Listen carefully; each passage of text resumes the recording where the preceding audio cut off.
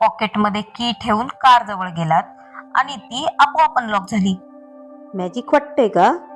पण खरं तर हेच इनव्हिजिबल सिग्नल आणि स्मार्ट इंजिनिअरिंग आहे. कीलेस सिस्टीममध्ये कार आणि की फोब एकमेकांशी शॉर्ट रेंज RF म्हणजेच रेडिओ सिग्नलने बोलतात. कार सतत लो पॉवर सिग्नल पाठवत असते. जर की फोबने त्या सिग्नलला डिटेक्ट केलं तर तो एन्क्रिप्टेड रिप्लाय पाठवतो. कार कंट्रोल युनिट हा रिप्लाय व्हेरीफाय करतो.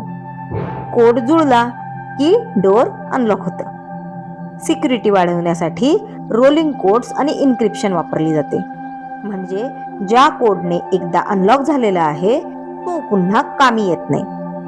रिप्ले अटॅक्स होत नाहीत. म्हणजे तुम्ही की काढलीच नाही तरी कारला खात्री पटते की की तुमच्या जवळच आहे आणि डोअर्स ओपन होतात. मला कमेंटमध्ये सांगा, पहिल्यांदा कीलेस एंट्री वापरल्यावर तुमचा अनुभव कसा होता? आणि रोजच्या इंजिनिअरिंग लॉजिकला समजून घेण्यासाठी लॉजिकलीला YouTube आणि Instagramवर फॉलो करा.